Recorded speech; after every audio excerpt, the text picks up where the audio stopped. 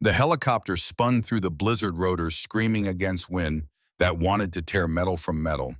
Sparks exploded from the cockpit in bursts of orange light that died the moment they touched snow.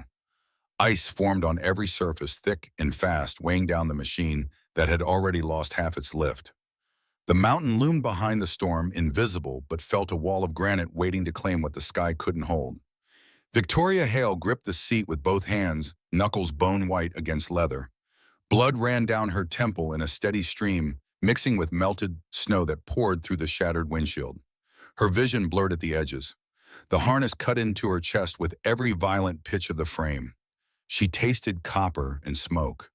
The pilot was gone. Thrown clear when the first impact tore through the cockpit, his seat ripped from its mounting.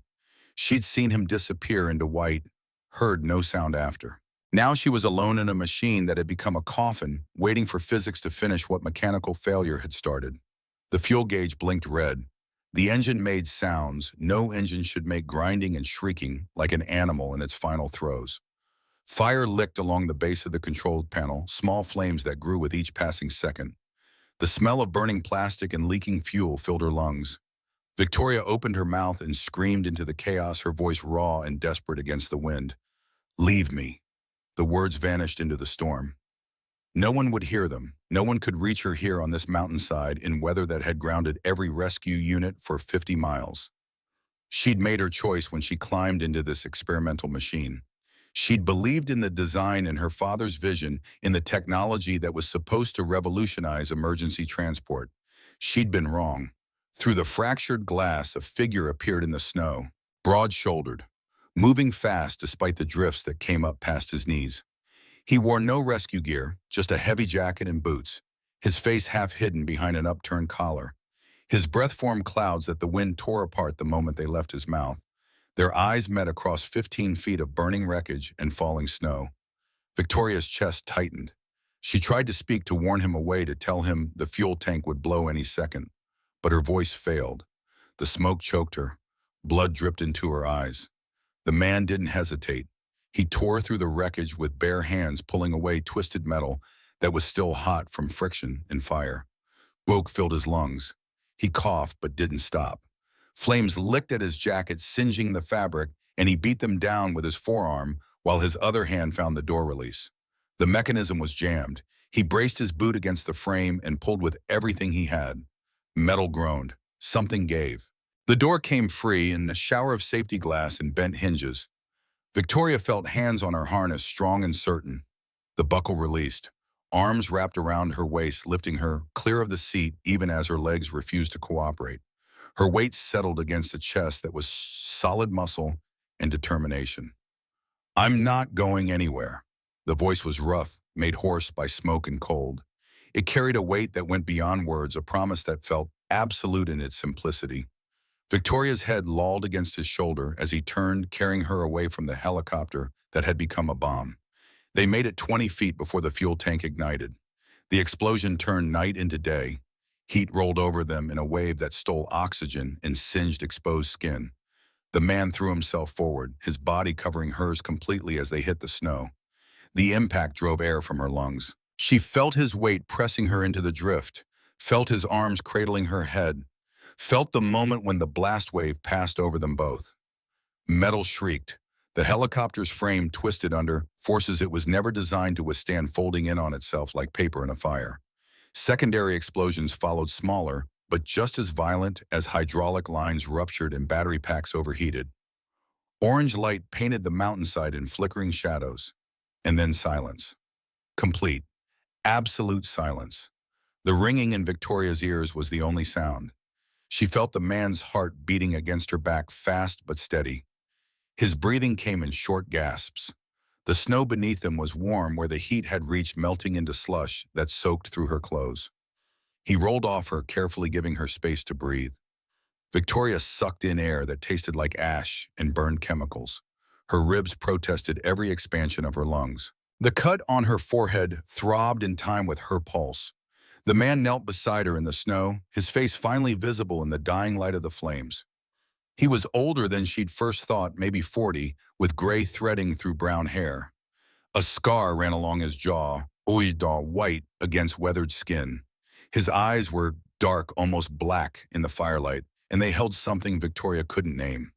Not pity, not fear, something colder and more complicated. He studied her face for a long moment, his expression unreadable. Then he stood bent down and lifted her into his arms as if she weighed nothing.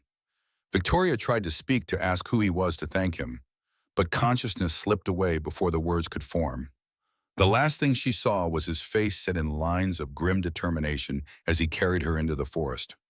The last thing she felt was snow beginning to fall again, covering their tracks, erasing evidence that either of them had been there at all. 2 days earlier, Seattle woke under a blanket of frost that turned the city into something from a postcard, the kind of cold that made breath visible and car engines reluctant, the kind of morning when sensible people stayed inside and let the world come to them. Ethan Ward stood in the doorway of a small wooden house on the edge of St. Haven, 20 miles north of the city proper. The house was old but well-maintained, its paint fresh enough to suggest someone cared without advertising wealth. A single truck sat in the gravel driveway, its bed empty except for a toolbox and spare tire. He watched his daughter zip up her coat, her small fingers fumbling with the zipper, until he knelt down to help. Lily was 8 years old with tangled blonde hair that resisted every attempt at brushing and eyes the color of summer sky. She held a model helicopter in her hand, the kind sold in toy stores for $15. Red plastic body, yellow rotors, a control panel painted on with permanent marker. "Did you really fly this high, Dad?" She tilted the toy toward the sky, where the sun was just starting to burn through morning clouds. Her breath fogged in the cold air. Her cheeks were pink from the chill. Ethan's smile didn't reach his eyes. The expression felt carved into his face, something he'd practiced until it looked natural enough to fool an 8-year-old. Once. "Now I just fly in memory." Lily studied him with the directness children have before the world teaches them to look away. She saw more than he wanted her to see, but she was kind enough not to push. Instead, she tucked the helicopter into her backpack alongside books and a lunchbox decorated with cartoon animals. The truck rattled over icy roads on the way to school. Chains on the tires provided traction where rubber alone would have failed. The heater worked intermittently, blowing warm air in irregular bursts that did more to create false hope than actual comfort. The radio played classic rock from a station that hadn't updated its playlist since the 90s. Lily hummed along to songs she didn't know the words to her breath, fogging the passenger window. She drew patterns in the condensation with one finger. Hearts. Stars. A house with a chimney and smoke rising in a perfect curl. At the school gate, she unbuckled her seatbelt but didn't immediately move to leave. Her hand rested on the door handle. Her eyes found his in a look that carried weight beyond her years. "You'll pick me up, right?" The question wasn't really about logistics. It was about consistency, about showing up, about being the parent who didn't disappear without warning.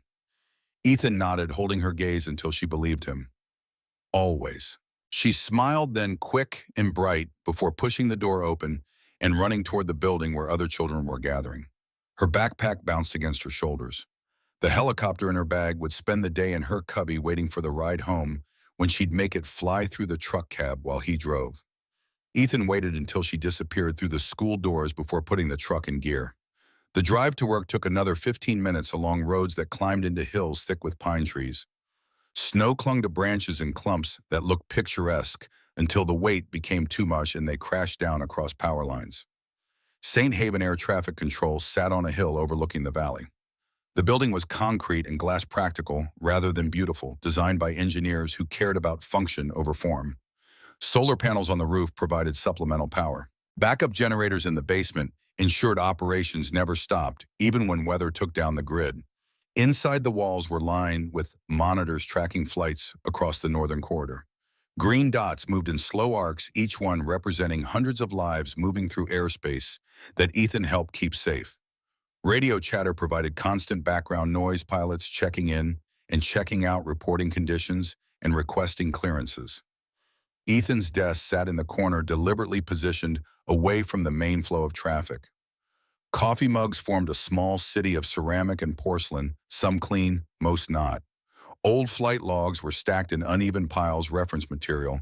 He told himself he'd organize eventually, but never did. A desk lamp with a green shade provided the only illumination he needed. On the corner of the desk sat a framed photograph. Him. Lily as a baby, red-faced and screaming in the way newborns do. And Sarah with dark hair pulled back in a ponytail and a smile that suggested she knew secrets the camera couldn't capture. Her eyes were bright with exhaustion and joy in equal measure. The photo was 10 years old. Lily didn't remember the moment it captured. Ethan remembered everything. He didn't talk about Sarah, not to his co-workers who'd long since stopped asking. Not to Lily, who deserved stories about her mother but received only fragments. Not even to himself most days, though she lived in every decision he made and every late-night shift he volunteered for. Flying had been his life once. He'd been one of the best rescue pilots in the Pacific Northwest, trained to navigate storms that grounded everyone else. The kind of pilot they called when conditions went from bad to impossible and someone needed to get through anyway.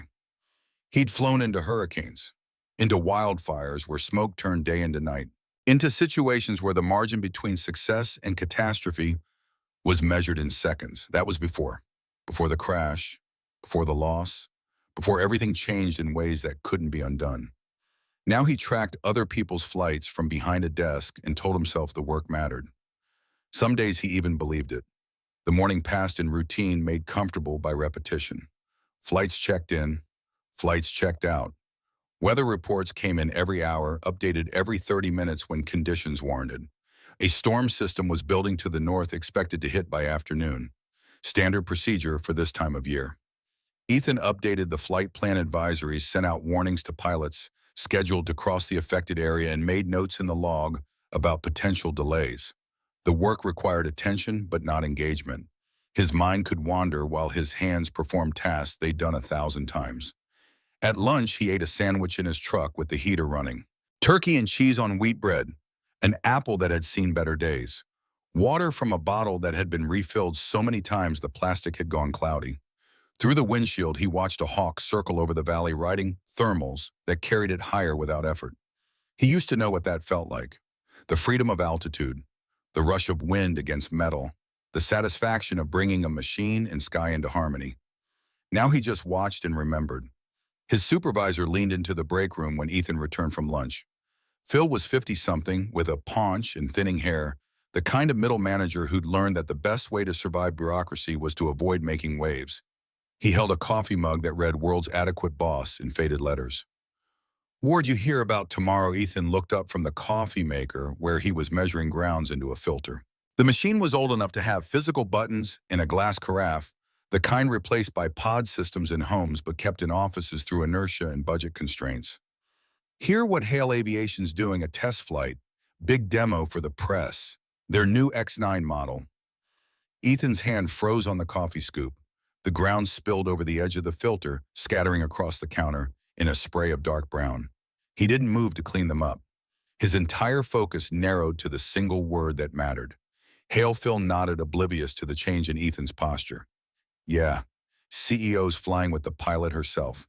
Gutsy move if you ask me. Nothing like putting your money where your mouth is. Right investors are all flying in. Press from Seattle, Portland. Couple of nationals. Should be interesting to watch." The coffee maker gurgled to life, water heating and beginning its slow drip through the filter. The smell of brewing coffee filled the small room. Phil kept talking something about flight paths and media coverage and how it would be good publicity for the region. Ethan heard none of it. The word "Hale" echoed in his head, bouncing around his skull like a bullet ricocheting. He stared at the coffee maker without seeing it. His jaw clenched so hard his teeth ached. The scoop was still in his hand, gripped tight enough that his knuckles had gone white. The name hadn't crossed his path in years. He'd made sure of it, buried it under layers of deliberate avoidance and carefully constructed routine. Changed his commute to avoid passing their headquarters. Switched radio stations when ads mentioned their products. Built a life that had no intersection with anything carrying that name. But hearing it now brought everything back. The anger that had never really died, just gone dormant, waiting for fuel. The grief that lived in his chest like a stone. The betrayal that cut deeper than any physical wound because it involved trust in systems that were supposed to work. Phil finished whatever story he'd been telling and left with his coffee mug. Ethan stood alone in the break room, listening to the machine finish its cycle. When the carafe was full, he poured a cup and dumped it down the sink without tasting it. The hot liquid swirled brown against stainless steel before vanishing down the drain. That evening, he signed up for the overnight shift. There was always overnight work available at air traffic control, monitoring flights that crossed time zones, and pilots who preferred to fly when airspace was less crowded. Most people avoided overnight shifts because they disrupted sleep and made maintaining a life outside work difficult. Ethan had no life outside work to disrupt. Just want to make sure the radar doesn't glitch again. He told his supervisor the lie with a straight face. Phil accepted it because he needed bodies for the overnight rotation and Ethan was reliable. The truth was simpler and darker. Ethan needed to see it. Needed to watch that flight plan scroll across his screen. Needed to know if history was about to repeat itself. He called Lily's usual babysitter, Mrs. Chen, from 3 houses down. She agreed to take Lily for the night, said she'd pick her up from school and have her back in the morning before he left for work. It wasn't the first overnight shift he'd pulled. The routine was established. When he picked up Lily that afternoon, she climbed into the truck with her backpack and immediately pulled out the toy helicopter. She made it swoop and dive through the space between them, adding sound effects that were more imagination than accuracy. The helicopter crashed into the dashboard with a plastic thunk. Boom! That's what happens when you forget to check your fuel. Ethan glanced at her, one eyebrow raised. Where'd you learn that library book? About famous aviation disasters. Mrs. Patterson said I could read anything in the young adult section as long as I returned it on time. Most 8-year-olds read books about talking animals and magical schools. His daughter read about crashes and mechanical failures and human error. He wasn't sure if that said more about him or her. Well, you're not wrong. Running out of fuel is generally considered poor form in aviation. Lily giggled, tucking the helicopter back into her bag. You're spending the night at Mrs. Chen's tonight. The giggles stopped. Lily's face fell into an expression he recognized. Not quite a pout, but close. The look that said she was disappointed but trying to be mature about it. Overnight shift, yeah. Radar maintenance, another lie. He was getting too good at them. Will you pick me up before school always? The word had become his promise to her, repeated so often it had worn smooth like a stone in a river. Always. He'd be there. He wouldn't disappear. He wouldn't leave her alone without warning. Unlike her mother, who'd had no choice in leaving, but had left all the same. That night, after dropping Lily with Mrs. Chen and enduring the woman's kind concern about him working too hard, Ethan drove back to the control tower. The building was quieter at night, staffed by a skeleton crew who moved through their tasks with the efficiency of people who'd done this hundreds of times. Ethan settled at his desk. The monitors glowed in the dim light, casting blue reflections across his face. He pulled up the flight schedule for the next day, scrolling until he found what he was looking for. Hale Aviation. Test flight, X9 model, departure at 0600 hours. Flight path through the northern corridor, skirting the edge of the storm system that was still building over the mountains. Pilot listed as Marcus Chen. Co-pilot listed as Victoria Hale. Ethan stared at the second name until the letters started to blur. Victoria Hale. She'd have been in her early 20s when Sarah died.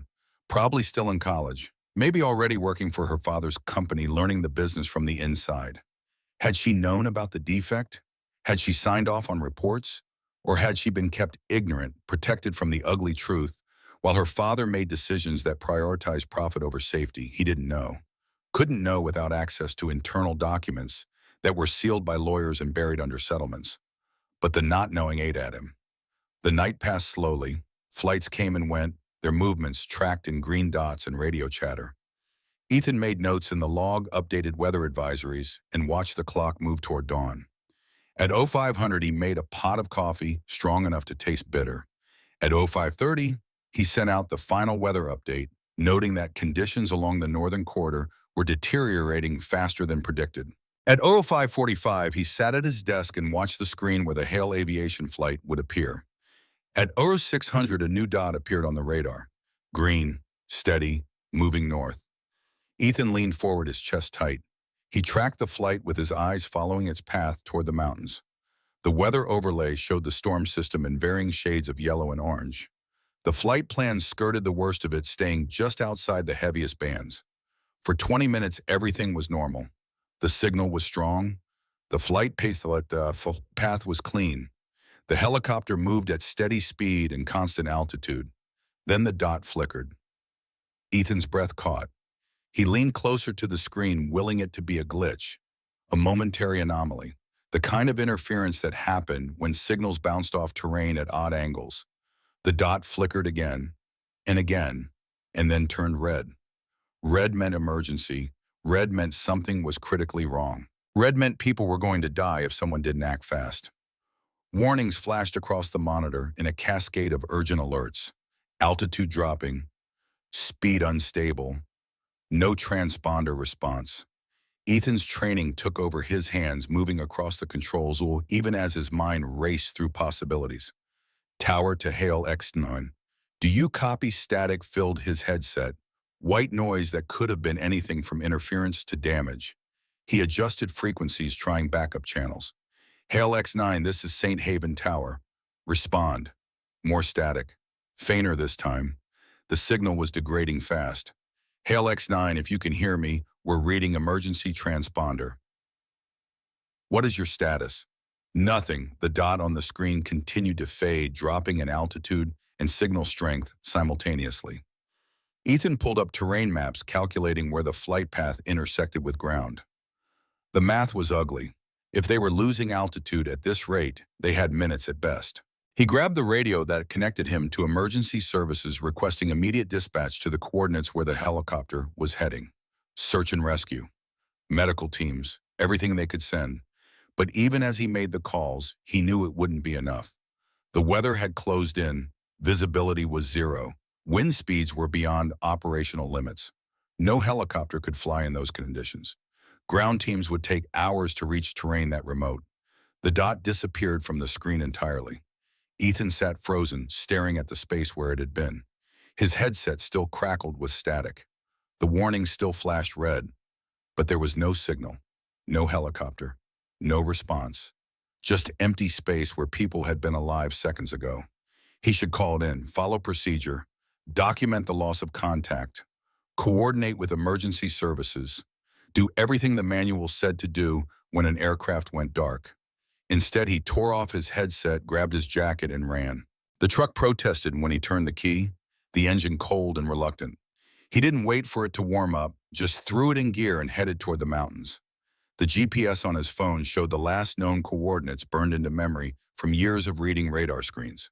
The road deteriorated the further he drove. Pavement gave way to gravel, then to dirt barely wide enough for one vehicle. Snow covered everything in a uniform white that made depth impossible to judge.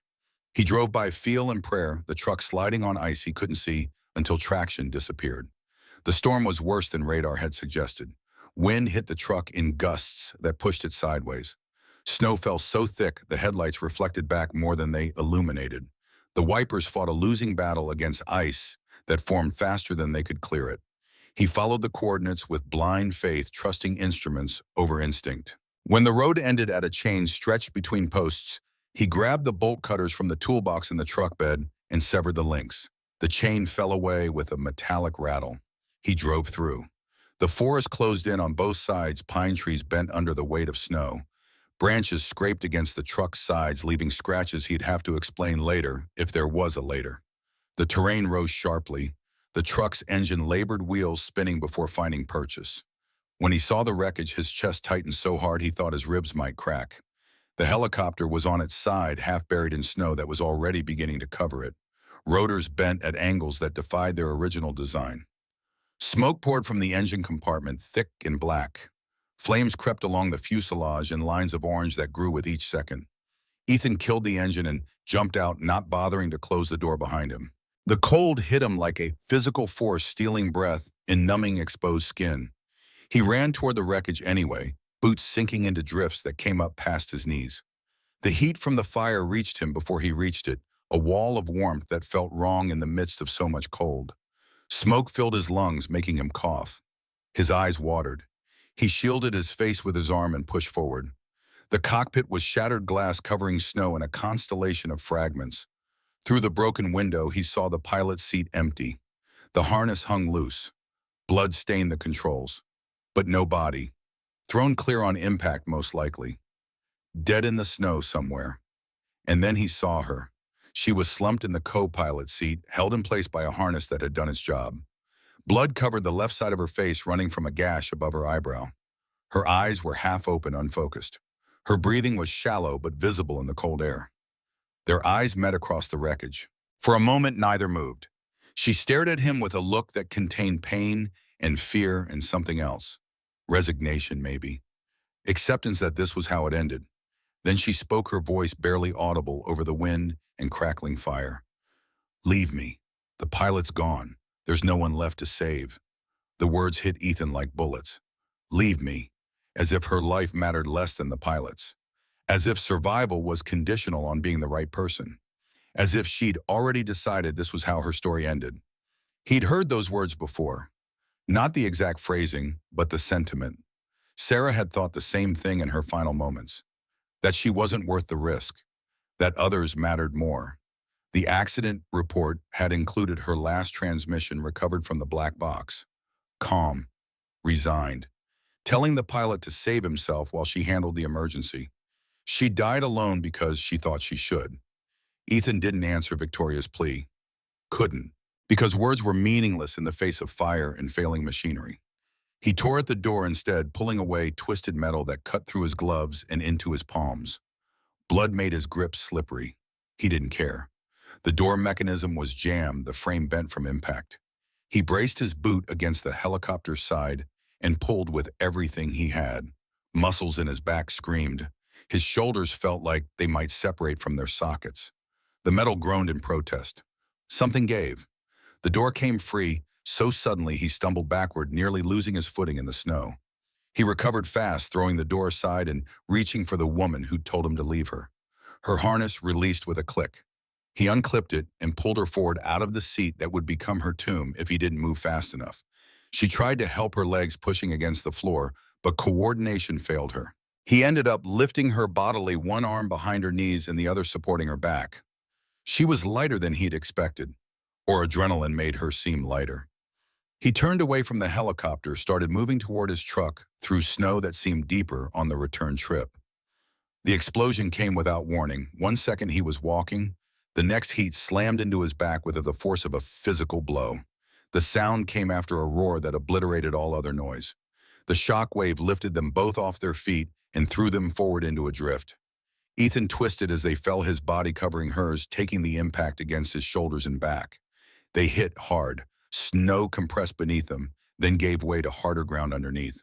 Pain shot through his spine.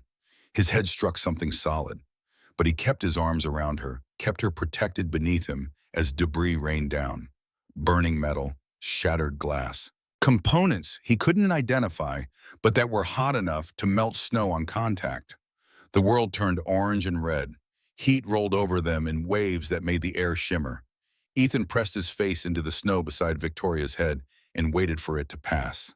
Seconds stretched into eternities, measured in heartbeats and shallow breaths. When the heat finally receded, he lifted his head. The helicopter was gone, replaced by a crater of melted snow and twisted metal. Flames still licked at what remained, but the main explosion had spent its energy. Smoke rose in a pillar that the wind bent horizontal. Victoria wasn't moving. For a terrible moment, Ethan thought the explosion had killed her despite his efforts. Then he saw her chest rise and fall, shallow, irregular, but breathing. He got his arms under her again and stood. His legs protested the weight. His back screamed. He ignored both and started walking toward his truck, one foot in front of the other. Focus on the next step. Don't think about the distance or the cold or the fact that his jacket was smoking from contact with burning debris. The truck's door was still open, interior light a beacon in the storm. He laid Victoria across the back seat as gently as his shaking arms allowed. She didn't wake, didn't respond when he checked her pulse at her neck, counting beats that were fast but steady. He shed his damaged jacket, tossing it into the truck bed where it wouldn't fill the cab with the smell of burned synthetic fabric. Then he climbed behind the wheel, turned the key, and waited for the engine to catch. The truck started on the second try. Heater blasted cold air that would eventually warm. Ethan put it in gear and began the careful process of turning around on a road barely wide enough for forward travel. The drive down the mountain took twice as long as the drive up. Visibility remained zero. The storm showed no signs of letting up. Every turn risked sliding off the road into a drop he couldn't see but could imagine. He drove with both hands locked on the wheel, jaw clenched, shoulders tense. In the back seat, Victoria remained unconscious. Her breathing continued steady enough to keep him from panicking. Blood from her head wound had slowed to a seep rather than a flow. Those were good signs, indications that maybe she'd survive this. He should take her to a hospital. St. Haven had a small emergency clinic. Seattle had proper trauma centers. She needed medical attention from people qualified to give it, but the storm would kill them both if he tried to drive much further. Roads were impassable. Emergency services were grounded. Even if he called for help, no one could reach them. The cabin was closer, 15 miles east of the crash site, hidden in a valley most people didn't know existed. He'd bought it years ago as a retreat, a place to take Lily when city noise became too much.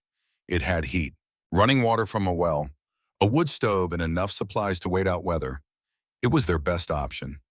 Maybe their only option. Ethan changed direction, following roads he'd driven enough times to navigate by memory rather than sight. The truck climbed hills and descended into valleys, all of it painted in uniform white. When the cabin finally appeared through the snow, he felt tension drain from his shoulders. The structure was small, single-story, with a covered porch and stone chimney. Solar panels on the roof were buried under snow. But the backup generator in the shed would provide power. The wood stove would provide heat. They could survive here until the storm passed. He parked as close to the door as terrain allowed, killed the engine, and went to the back seat. Victoria hadn't moved. Her face was pale in the dome light, blood dark against skin that should have been warmer. Ethan gathered her into his arms for the third time that night. She felt colder than before. Her coat was soaked through with melted snow. He needed to get her dry and warm, or hypothermia would finish what the crash had started. The cabin door opened easily, swinging inward on hinges he'd oiled last autumn. Inside, the air was cold but still. No wind, no snow, just darkness, waiting for light. He laid Victoria on the couch near the fireplace, a worn piece of furniture with cushions that had seen better days but remained comfortable. She sank into it without waking. Her head rolled to one side. Blood from her wound smeared against the fabric. Ethan moved fast, built a fire in the wood stove using kindling and logs from the pile beside the hearth, lit it with a long match and watched flames catch spreading warmth that would take time to fill the space. Started the generator so the well pump would work. Found every blanket in the cabin and piled them on top of Victoria until only her face was visible. Then he knelt beside the couch and began assessing her injuries with hands that remembered medical training from his rescue pilot days. Not doctor-level knowledge, but enough to triage and stabilize until real help arrived. The head wound looked worse than it was. Scalp lacerations always bled dramatically. He cleaned it with water from the kitchen, checking for bone fragments or foreign objects. Found neither. The cut was deep, but clean edges that would heal with stitches. He bandaged it with gauze and medical tape from the first aid kit, wrapping her head carefully to apply pressure without restricting blood flow. The white bandage stood out against her dark hair. Her ribs were next. He pressed gently along her sides, feeling for breaks or displacement. She flinched when he touched her left side, even unconscious. Cracked ribs, most likely. Painful but survivable. He wrapped them with an elastic bandage to provide support. No other obvious injuries. No broken bones. No internal bleeding he could detect. She'd been incredibly lucky, or incredibly well protected by safety systems that had functioned when others failed. Ethan sat back on his heels, exhausted. The adrenaline that had carried him through the rescue was fading, leaving behind pain and fatigue. His hands were cut from tearing through wreckage. His back ached from the explosion's impact. The burn on his jacket had singed the shirt underneath, leaving a painful patch along his shoulder blade. He ignored all of it. Found clean clothes in the bedroom, dresser changed out of wet and damaged garments, and returned to the living room where the fire was beginning to warm the space. Victoria breathed quietly under her pile of blankets. Color was returning to her face. That was good. Hypothermia was a risk, but not an immediate threat. Ethan pulled a chair close to the couch and sat down. The wood creaked under his weight. He should call for help, report the crash. Get medical teams moving toward them as soon as weather allowed. But his phone had no signal in the valley, and his radio was in the truck, which he'd been too tired to retrieve. So he sat and watched her breathe and waited for dawn. The woman he'd saved was Victoria Hale. He didn't know that yet, wouldn't know until she woke and introduced herself. But when he learned her name, everything would change. The anger he'd buried for 10 years would resurface. The grief would become rage, and the choice he'd made to save her life would feel like the worst betrayal possible. Because this woman was the daughter of the man who'd killed his wife, and Ethan had just pulled her from the fire. Word count 6:27. Sometime after midnight, the door to the back bedroom opened. Lily appeared in the dim light, rubbing her eyes with one fist. She'd been asleep when Ethan brought Victoria to the cabin tucked away in the room they used when staying overnight. He'd carried her from the truck while she slept, not wanting to wake her, not wanting her to see the blood or ask questions he wasn't ready to answer.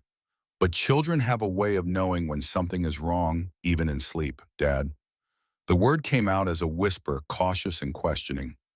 Lily stood in the doorway, wearing flannel pajamas decorated with stars and moons. Her hair was matted on one side from the pillow. She clutched a stuffed bear under one arm. Ethan looked up from his chair. The fire had burned down to embers that cast the room an orange glow. Shadows moved across walls as flames flickered. "Hey, sweetheart, you should be sleeping." Lily took a step into the room, her eyes moving from him to the couch where Victoria lay beneath her mountain of blankets. "Who's that?" The question was inevitable. Ethan had known it was coming. He just hadn't figured out how to answer it yet.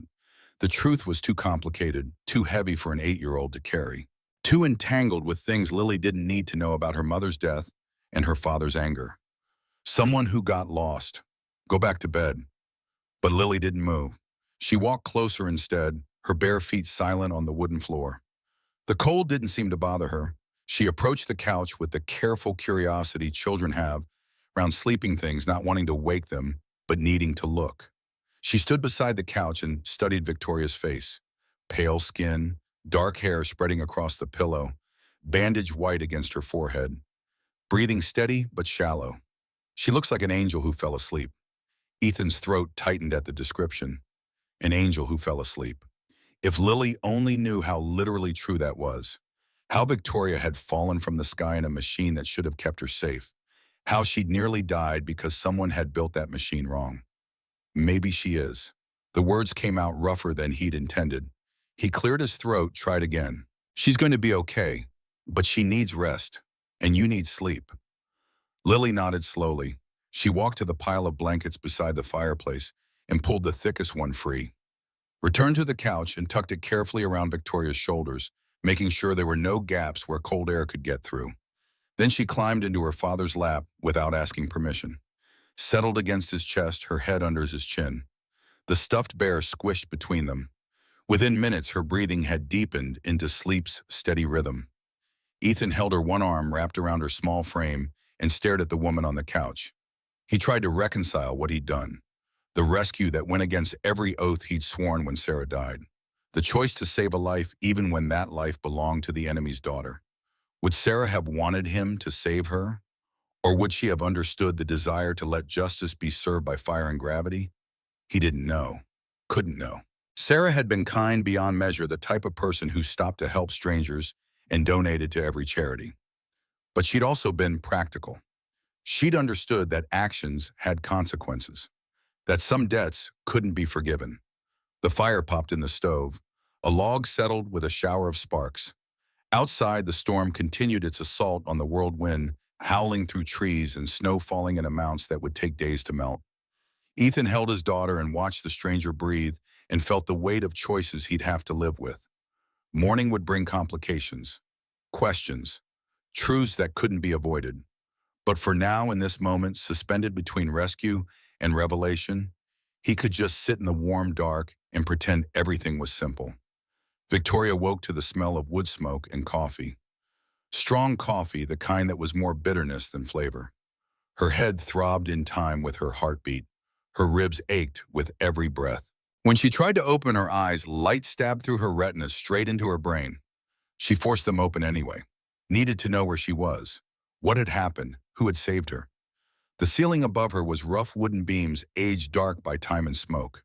A ceiling she didn't recognize. Walls made of logs. A stone fireplace with a fire burning low.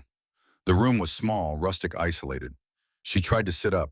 Pain lanced through her ribs, sharp enough to steal breath. She gasped and fell back against the couch, one hand pressed to her side. Easy. The voice came from across the room. Male. Rough with sleep and something else. Victoria turned her head, movement that sent fresh pain through her skull. A man sat in a chair near the window. Maybe 40 years old, though it was hard to tell. Gray threaded through brown hair. A scar ran along his jaw, white against weathered skin. His eyes were dark, almost black in the morning light filtering through curtains. Those eyes held something Victoria couldn't immediately name. Not hostility exactly, but not warmth either.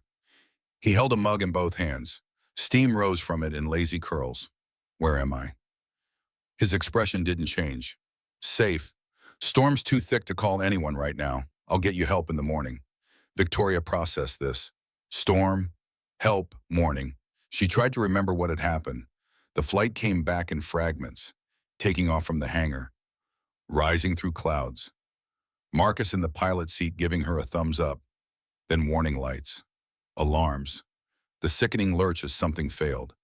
She remembered the crash, remembered the fire, remembered screaming at someone to leave her because there was no point in both of them dying. You saved my life. It wasn't a question. She stated it as fact because the evidence was overwhelming. She was alive, in a cabin, bandaged and warm beneath blankets that smelled like wood smoke and cedar. The man didn't respond immediately. He took a sip from his mug, his eyes never leaving her face, studying her like she was a puzzle he was trying to solve. You were in a helicopter crash. You're lucky to be alive. Victoria tried again to sit up. This time she moved slower, letting pain guide her limits. She got her back against the couch arm and stayed there, breathing through the ache in her ribs. Who are you? Just someone who was in the right place. That wasn't an answer. That was deflection. But Victoria's head hurt too much to push. She looked around the cabin instead, taking in details. The furniture was old but well-maintained. Maps pinned to walls marking trails and elevations. A framed photograph on a side table showed a man, a little girl, and a woman who wasn't there anymore. The woman's smile was bright even in faded ink. The pilot, Marcus. Is he? The man's expression shifted. Something moved behind his eyes. Pain, maybe, or memory. I didn't see anyone else. You were alone when I found you. Victoria's face crumpled. Marcus had been flying for Hale Aviation for 6 years. He had a wife and 2 kids in Tacoma. She'd promised his family she'd keep him safe. That this test flight was routine. That the X-9 was the safest helicopter her company had ever built. She'd lied. Not intentionally, but the result was the same. Marcus was dead because she'd believed in her father's technology without questioning it enough. The man looked away, giving her privacy for her grief. He stared out the window at falling snow. Drink, you're dehydrated. He handed her a glass of water. Victoria took it with shaking hands and drank. The liquid was cold and clean, tasting faintly of minerals from a well. She finished half the glass before her stomach protested, and she had to stop. Thank you. For what? For saving me. For bringing me here. For... She gestured vaguely at the bandages, the blankets, everything that represented care taken by a stranger. The man set his coffee mug down on the windowsill. He stood and walked to the fireplace, adding a log to keep the flames going. His movements were precise, economical. Someone who'd lived alone long enough to develop habits that required no wasted motion. You should rest. Doctor will need to check you when the storm clears. Victoria nodded. Exhaustion was pulling at her despite the adrenaline and confusion. Her body wanted sleep to aid healing. Her mind wanted answers to questions piling up faster than she could process them. What's your name? The man paused. His hand rested on the mantle, fingers tapping once against the wood. A tell that suggested the question had weight he wasn't sure he wanted to share. Ethan. Just Ethan. No last name, no context. But it was something. A name to attach to the person who'd pulled her from fire and carried her to safety. Victoria Hale. She said her own name despite the pain it caused to form words. Despite knowing that most people recognized the name Hale and made assumptions about wealth and privilege and power. Ethan's hand went still on the mantle. His entire body tensed in a way that was visible even from across the room. He didn't turn around, didn't look at her, just stood there frozen like someone had pressed pause on his life. What did you say, Victoria Hale? I'm the CEO of Hale Aviation. We were testing a new helicopter design. The X-9. It was supposed to be revolutionary. She stopped.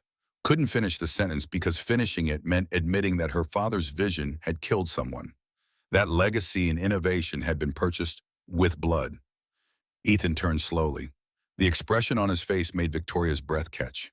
It wasn't anger, it was something colder, something that had been frozen for so long that thawing it would cause damage. Hale Aviation. He said it like the words tasted wrong. Like they were poison he had to spit out before they could kill him. My father founded the company. He died 3 years ago. I took over. We've been developing the X9 since Ethan walked out of the room. No explanation, no farewell. Just turned and left the door to the bedroom, closing behind him, with a quiet click that was somehow louder than a slam would have been. Victoria sat on the couch confused and increasingly concerned. She'd said something wrong, done something that triggered a reaction she didn't understand, but her head hurt too much to chase it. Her body needed rest. She lay back down, pulling blankets up to her chin, and stared at the ceiling beams. Sleep came quickly, dragging her under before she could resist. In the bedroom, Ethan stood with his back against the door. His hands were shaking. His chest felt compressed like someone had strapped a band around his ribs and was pulling it tighter with each breath. Victoria Hale, daughter of James Hale. The man who'd signed his safety reports, knowing they were false.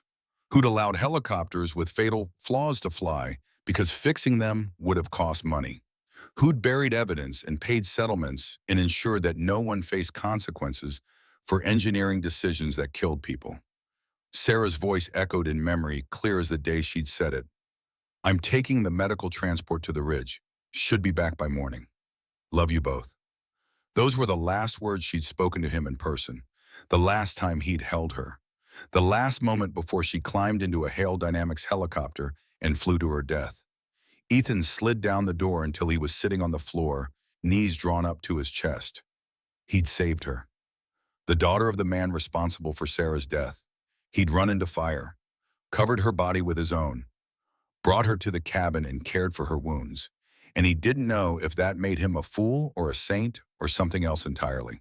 Lily was still asleep in the bed, curled under blankets with her bear clutched close. She breathed softly, peaceful in ways Ethan envied.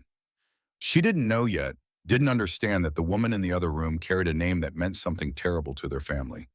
When she woke, he'd have to explain. Or lie. Or find some middle ground between truth and protection. Outside, the storm continued. Inside, Ethan sat on the floor and tried to reconcile the irreconcilable. The past with the present. The oath he'd sworn with the choice he'd made. The anger that burned cold with the unexpected compassion that had made him risk everything to save a stranger. Eventually, exhaustion won. His eyes closed despite his best efforts to stay alert. Sleep took him there on the floor, his back against the door, caught between the daughter who needed him and the woman he'd saved, who represented everything he'd tried to forget. Morning came gray and cold. The storm had passed during the night, leaving behind a world transformed by snow. Drifts reached the cabin's windows. Trees bowed under weight they weren't designed to carry. The sky was that particular shade of white that promised more precipitation before conditions improved. Ethan woke stiff and sore muscles protesting a night spent on a wooden floor. He stood slowly, joints cracking, and checked on Lily. Still asleep. Good. He needed time to figure things out before she added her questions to the list. In the main room, Victoria was awake. She sat on the couch with blankets pulled around her waist, one hand pressed to her ribs. Her face was pale but alert. The bandage on her forehead had bled through, slightly a red stain blooming against white gauze. Their eyes met. The weight of last night's revelation hung between them like smoke. Morning, Ethan's voice was carefully neutral. He'd spent hours on the floor deciding how to handle this. Rage would accomplish nothing except making Lily scared. Confrontation would only hurt a woman who was already injured and grieving her pilot. Victoria nodded carefully, minimizing head movement. Thank you for the blankets and the bandages. I know I said it last night, but I don't think I properly expressed, you're welcome. He cut her off because gratitude made this harder. Made her human instead of enemy. Made him remember that she'd asked him to leave her. That she'd been willing to die rather than risk his life. The storm cleared. I can get you to a hospital now. Victoria looked toward the window where morning light filtered through. Snow covered everything in sight. Can you drive in this? I have chains and experience. He didn't mention that the experience came from flying rescue missions in worse conditions, that he'd once navigated by instruments through weather so thick he couldn't see his own rotors, that storms like this one used to be just another day at work. Victoria stood slowly testing her balance. Pain flickered across her face, but she didn't make a sound. She was tougher than she looked, or perhaps just practiced at hiding weakness. I should call my company, let them know I'm alive. They're probably, your phone won't work here. No signal in the valley. Then how do you? Radio in the truck. I'll call emergency services once we're on the main road. Victoria nodded. She looked around the cabin, taking it in properly for the first time. The lived-in quality, the personal touches that suggested this was more than a remote property. It was a home. Do you live here? Sometimes, when the city gets too loud. With your family? Ethan glanced at the bedroom door where Lily was still sleeping. My daughter. She's 8. The photograph Victoria had noticed last night suddenly made sense. The little girl was the one in the picture. The missing woman must be your wife. Ethan's jaw tightened. He walked to the kitchen area and began making coffee with movements that were too precise, too controlled. Died 10 years ago. Helicopter crash. The words dropped like stones into water ripples spreading outward to fill silence. Victoria's face went pale. She'd spent her entire adult life in aviation. She knew the statistics, knew how many people died annually in helicopter accidents, knew that each number represented a family destroyed. I'm sorry. Ethan didn't respond. He poured water into the coffee maker and pressed the button. The machine gurgled to life. What was her name? The question was soft, respectful, the kind of question people asked when they wanted to honor the dead rather than move past them. Ethan considered not answering, considered maintaining the wall he'd built between then and now. But something about the way Victoria asked made him tell the truth. Sarah. Victoria repeated the name quietly, tasting its syllables. Then she said something that changed everything. Was it a Hale helicopter? Ethan's hand froze on the coffee mug. He stood there, back to her, unable to move, unable to breathe. Because of course she'd asked, of course she'd made the connection. She was smart enough to put pieces together, to see why he'd reacted to her name, to understand that the anger in his eyes last night had source and reason. He turned slowly, met her gaze across the small cabin, and in that moment, Victoria saw the truth written in his expression, saw the grief and rage and bitter irony of what he'd done. Yes, one word, but it contained universes of pain. Victoria's hand went to her mouth. Her eyes filled with tears that she blinked away fast, refusing to let them fall. She understood now, understood why he'd walked out last night, why his voice had gone cold when she said her name, why he looked at her like she was both person and symbol. Did my father? Ethan held up a hand, stopping her before she could finish the question. We're not doing this. Not here, not now. You're injured. You need medical attention. Everything else can wait. But his tone suggested everything else would never get addressed, that he'd deliver her to the hospital and disappear back into his life, and this intersection of their paths would become just another thing he didn't talk about. Victoria wanted to argue, wanted to demand details, wanted to know if her father had been responsible for yet another death she'd never been told about. But Ethan's expression made it clear the conversation was over. The bedroom door opened. Lily emerged, rubbing sleep from her eyes, her blonde hair a disaster of tangles. She looked at her father, then at Victoria, then back to her father. Is she the angel? The question broke tension like a hammer through glass. Ethan's expression softened immediately, the anger replaced by something gentler. She's Victoria. She's going to leave soon. Lily walked to the couch and studied Victoria with the directness only children manage. No politeness, no social masks, just curiosity. You have a cut on your head. I was in an accident. Did it hurt very much? Does it still hurt? Yes. Lily nodded as if this confirmed something she'd suspected. Then she climbed onto the couch beside Victoria, carefully avoiding her injured side. Dad makes really good hot chocolate. He'll make you some before you go. It was less an offer than a command. Ethan found himself making hot chocolate despite having planned to leave immediately. Found himself melting chocolate and heating milk while his daughter sat beside the woman whose father had killed his wife, chattering about school and friends and the model helicopter she was building. Victoria listened with the kind of attention that suggested genuine interest rather than politeness. She asked questions, laughed at Lily's jokes, winced when laughter pulled at her ribs but didn't let it stop her. Watching them, Ethan felt something shift in his chest. Not forgiveness. Forgiveness was too far away to even imagine. But recognition, maybe. That this woman wasn't her father. That she carried a name and legacy she might not have chosen. That suffering had already been inflicted without him adding more. When the hot chocolate was ready, he served it in mugs that didn't match. Lily took hers with both hands, blowing on the surface to cool it. Victoria accepted hers with thanks and took careful sips that warmed her from the inside. They sat like that for 20 minutes. 3 people in a cabin surrounded by snow, sharing drinks and temporary peace. Lily did most of the talking, filling silence with stories that required no heavy truths. Ethan and Victoria said little, but their eyes met occasionally across the space, acknowledging things that couldn't yet be spoken. When the hot chocolate was gone and Lily had run out of immediate stories, Ethan stood. Time to go. He helped Victoria into a spare coat since hers was ruined. The coat was 2 big sleeves hanging past her hands, but it was warm and dry. Lily insisted Victoria take her favorite blanket for the drive, wrapping it around her shoulders like a cape. The truck started reluctantly, engine cold and unhappy. Ethan let it warm while he cleared snow from the windshield with a scraper. The world beyond the cabin was white and pristine, unmarked except by deer tracks and the path their truck had made coming in. Lily climbed into the front passenger seat.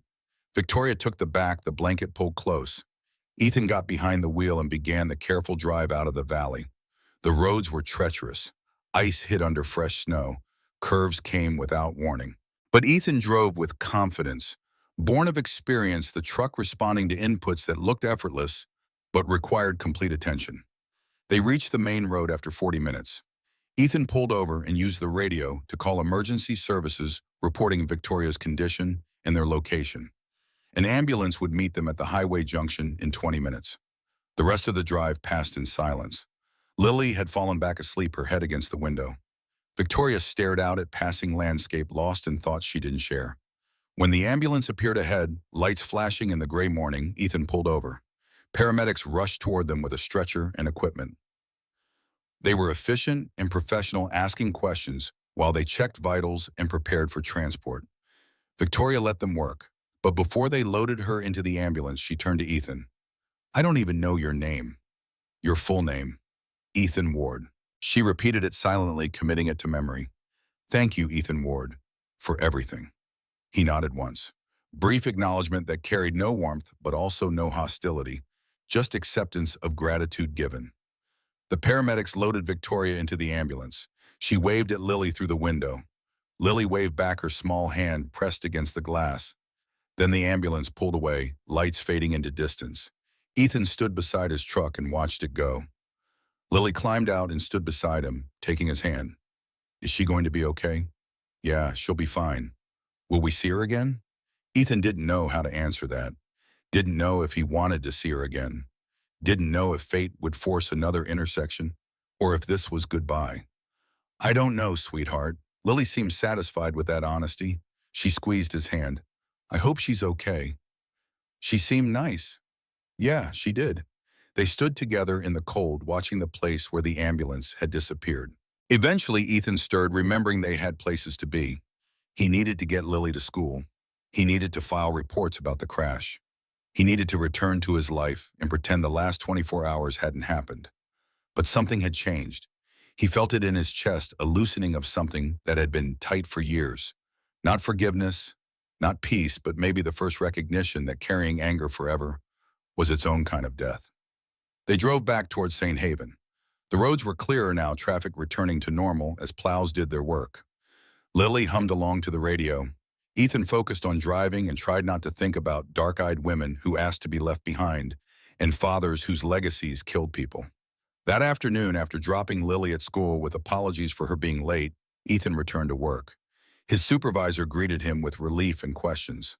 The crash had been all over the news. Search and rescue teams were still combing the area. The pilot's body had been found. The FAA was launching an investigation. Ethan filed his reports, documented his actions, answered questions from people who wanted details he didn't have. Through it all, he maintained the professional demeanor that kept personal separate from procedural. At his desk, he pulled up the radar records from the night before, watched the green dot that represented the helicopter move through its flight path, watched it turn red, watched it disappear. He saved the file to an external drive, backed it up to cloud storage, made sure there were multiple copies that couldn't be erased or lost, because something about that crash felt wrong. The way the helicopter had dropped, the speed of the failure, the complete lack of warning. His instincts, honed by years of flying in dangerous conditions, told him this wasn't just an accident. This was something else, something that had echoes of Sarah's crash 10 years ago. He thought about Victoria's face when she'd asked if her father was involved in Sarah's death. The shock, the horror, the immediate leap to connection that suggested she knew more about her father's company than she'd wanted to admit. Ethan opened a new folder on his computer, labeled it X9, started collecting information. Flight plans, weather reports, radio transcripts, everything he could access through official channels. He wasn't sure yet what he was looking for, but he knew he'd recognize it when he found it. That evening, after picking up Lily from school and listening to her talk about math class in recess, Ethan drove to the crash site. Official investigators had already been through marking evidence and taking photographs, but they'd missed something. He was sure of it. He parked his truck and walked into the forest. Snow had covered most of the debris. The explosion crater was a dark circle in the white, burned metal stuck up at odd angles. The smell of aviation fuel and burned plastic still lingered. Ethan pulled on gloves and began searching. He didn't know what he was looking for, just knew that something about this felt familiar in the worst way. He found it an hour later, half buried in snow, 50 feet from the main wreckage. A circuit board blackened by fire but intact enough to see the markings. The Hale Aviation logo stamped into the corner. Serial numbers that would trace back to manufacturing dates and batch numbers. And beneath that, barely visible, a model designation that made his blood run cold. NA7, the same navigation system that had been in Sarah's helicopter. The system that had a known defect. The system that Hale Dynamics had covered up. Ethan held the board in his gloved hands, feeling its weight, understanding its significance. This wasn't a new problem. This was an old problem that had never been fixed. That had been buried under legal settlements and non-disclosure agreements. That Victoria's father had known about and ignored because fixing it would have required recalling thousands of units. And Victoria had just flown in a helicopter with that same system, had nearly died because her father had prioritized profit over safety, had lost her pilot because legacy mattered more than lives. Ethan tucked the circuit board into his jacket and walked back to his truck. He had evidence now, proof that could reopen Sarah's case, that could expose the cover-up, that could destroy Hale Aviation and everyone associated with it, including the woman he'd just saved. He sat in his truck with the engine running and stared at the burned circuit board on the passenger seat. In his mind, he saw two paths. Down one, he used this evidence to finally get justice for Sarah. Down the other, he protected Victoria from the sins of her father. He couldn't do both. The choice should have been easy. Sarah deserved justice. Her death deserved acknowledgement. The cover-up deserved exposure. But Ethan thought about Victoria's face when she'd asked if her father was involved. Thought about her screaming at him to leave her. Thought about Lily sitting beside her on the couch sharing hot chocolate and stories. The choice wasn't easy at all. He drove home in the dark, the circuit board heavy in his pocket, and didn't sleep that night. Just lay in bed staring at the ceiling, listening to Lily breathe in the next room, and wondered what the right thing to do was. By morning, he still didn't have an answer, but he had the evidence. And sooner or later, he'd have to decide what to do with it. The choice that would determine whether he was a man seeking justice or a man seeking revenge. Whether he was someone who honored his dead wife or someone who protected a living stranger. Whether the past mattered more than the present or if forgiveness was possible, even when forgetting wasn't. He didn't know yet, but the clock was ticking toward answers, whether he was ready for them or not. 3 days passed before Victoria Hale returned. 3 days during which Ethan worked his shifts, drove Lily to school, and spent his nights staring at the circuit board that sat on his kitchen table like an accusation.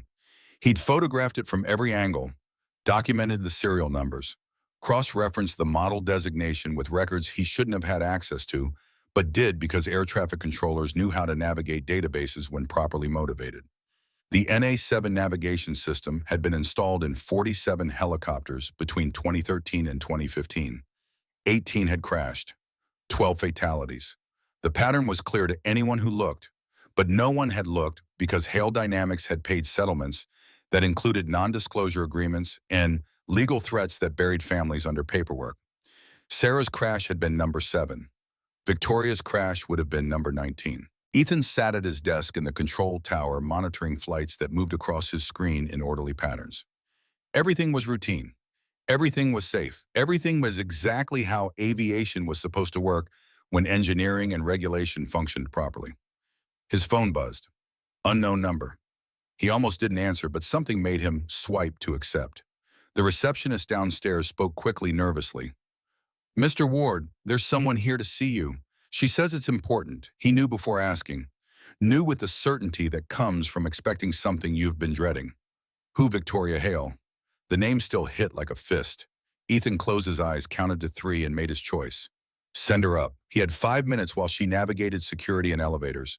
5 minutes to decide what he'd say, how he'd act, whether he'd tell her what he'd found or continue the pretense that rescue was the end of their story. When the elevator doors opened, Victoria stepped out, looking nothing like the bloodied woman he'd pulled from wreckage. Her coat was tailored dark gray wool that probably cost more than his truck. Her hair was pulled back in a sleek ponytail. A white bandage still covered her forehead, but makeup had minimized the bruising around it. She moved carefully, ribs still healing, but with determination that ignored pain. Their eyes met across the office space. Other controllers glanced up from their screens, curious about the visitor. Ethan stood and gestured toward the small conference room where breaks happened and difficult conversations occurred away from monitoring equipment. She followed him inside. He closed the door. The room was tiny, barely space for a table and 4 chairs.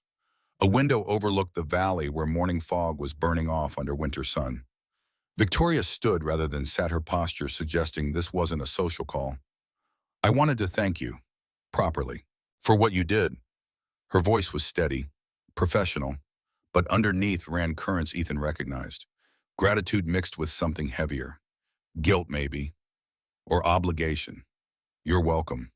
The words came out flat, insufficient for the weight of what had passed between them. He didn't elaborate, didn't know how to elaborate without opening doors better left closed. Victoria pulled a business card from her purse.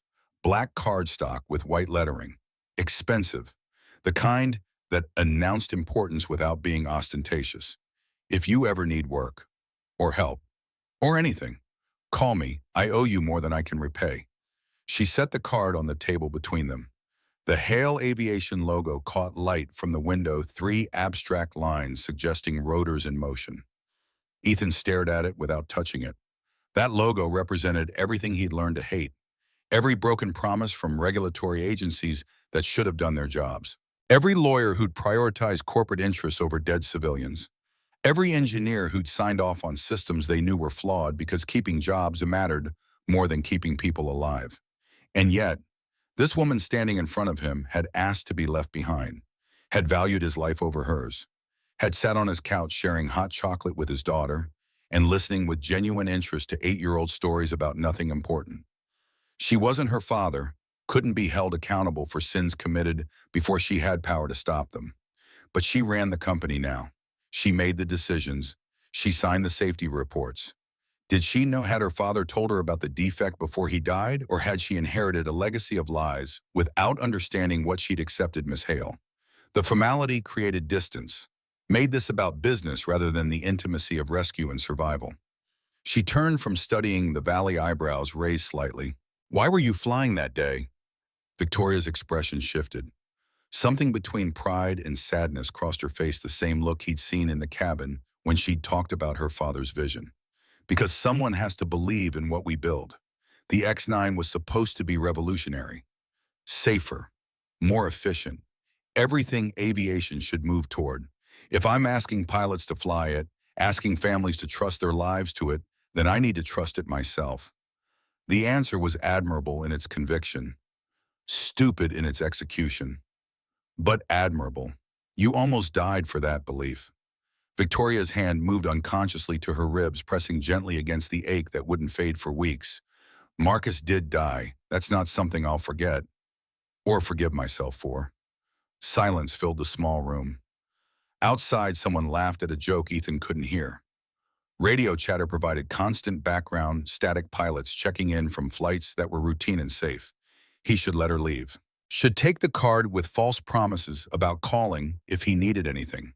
Should return to his screens in his carefully constructed life where Hale Aviation existed only as dots on radar. Instead, he reached into his pocket and pulled out his phone. Pulled up the photographs he'd taken of the circuit board. Turned the screen toward Victoria.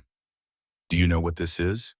She leaned forward, squinting at the image. Her expression shifted from confusion to recognition to something darker.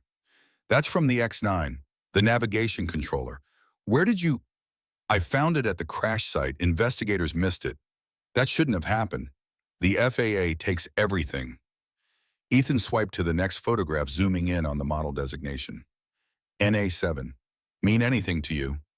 Victoria took the phone from his hand, studying the screen closely. Her face had gone pale. That's not possible. We phased out the NA7 in 2015. The X9 uses NA9 systems, completely redesigned. Different architecture, different components. This has to be mislabeled or someone installed old inventory or never actually upgraded the system, or your father's company lied about what went into production models. The accusation hung between them like smoke. Victoria's grip tightened on his phone knuckles, white against black plastic. What are you saying? Ethan took his phone back and pocketed it. He picked up her business card from the table, held it up to the light, examining the logo that had become synonymous with his grief. I'm saying that 18 helicopters with NA7 systems have crashed since 2013. 12 people died. The pattern was documented. Engineers flagged it. Your father knew, and he buried it. That's not my wife was one of them. 10 years ago, medical transport over the Northern Ridge. Hale Dynamics helicopter with an NA7 system that failed exactly the way yours did. Complete navigation loss. No warning. Just gravity and physics doing what they do when technology fails. Victoria's breath caught audibly. The phone nearly slipped from her fingers. She caught it, steadied herself against the table. You never said I didn't know who you were until you woke up in my cabin. By then you were already a person instead of a name. Made it harder to hate you. The honesty was brutal. Necessary. Ethan watched her process it, watched understanding and horror war. For dominance on her face, if what you're saying is true, it is. Then my father committed negligent homicide. Multiple counts. And I've been running a company built on a foundation of covered-up deaths. Her voice had gone hollow. The confidence that had carried her through the door was draining away, replaced by something that looked like free fall. Ethan wanted to feel satisfaction. Wanted to enjoy watching her world collapse the way his had collapsed 10 years ago. But he felt nothing except tired recognition that destruction only bred more destruction. What are you going to do with that information? Victoria's question was direct, practical. The question of someone who'd already skipped past denial and moved toward action. I don't know yet, the truth. He'd been asking himself the same question for 3 days. Justice for Sarah meant destroying Hale Aviation. But destroying Hale Aviation meant punishing Victoria for her father's sins. It meant ending the careers of engineers and pilots who'd had no knowledge of the defect. It meant families losing income and insurance when the company folded under lawsuits. Collateral damage.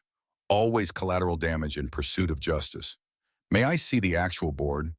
Not just photographs. Ethan studied her face, looking for deception or calculation. Found only exhaustion and determination in equal measure. Why? Because if you're right, I need to verify it. Need to trace the serial number back through our inventory systems. Need to know if this was isolated or systemic. And then I need to decide what kind of person I am.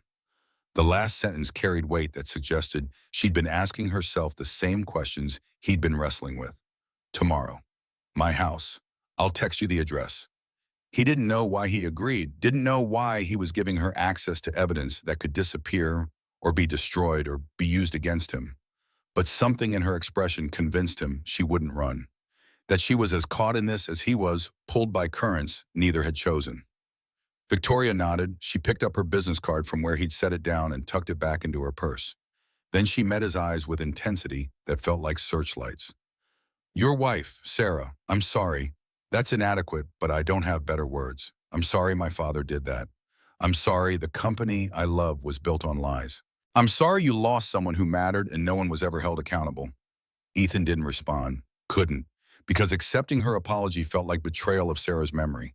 But rejecting it felt like punishing someone for accidents of birth and inheritance. Victoria left without waiting for his response. The door closed behind her with a soft click. Through the window, Ethan watched her walk to the elevator, shoulders straight, despite the pain that had to be radiating through her ribs. He returned to his desk where flights continued their orderly patterns across screens, picked up his coffee mug and found it empty, the liquid long since gone cold, made a fresh pot in the break room while other controllers talked about weather systems and schedule changes. Normal life. Routine. The rhythms that made days bearable. Except nothing was normal anymore. The circuit board in his kitchen had become a bomb with a timer he couldn't see.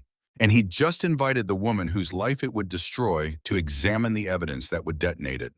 That evening, after picking up Lily and driving home through rush hour traffic, Ethan pulled out the old file box from under his bed. The box he hadn't opened in 3 years. The box containing newspaper clippings and accident reports and correspondence with lawyers who'd promised they could help and then disappeared when Hale Dynamics brought pressure to bear. He spread the contents across his dining room table while Lily did homework in the living room.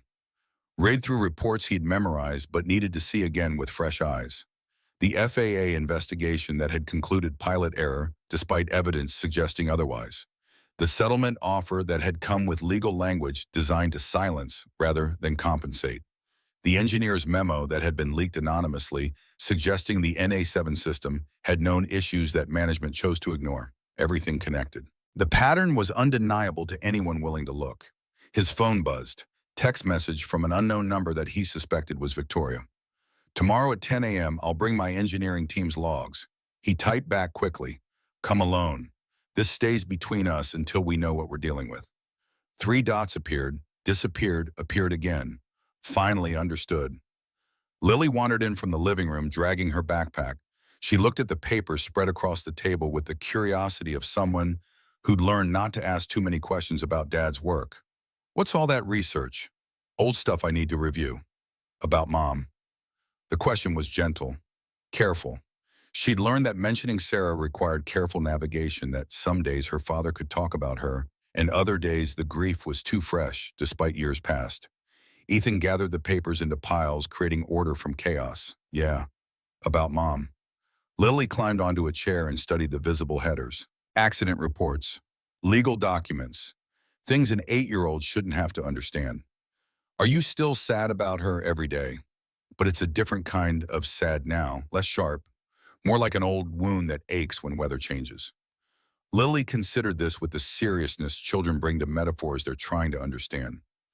Mrs. Chen says grief is love with no place to go, that we're sad because we still love them, but can't tell them anymore.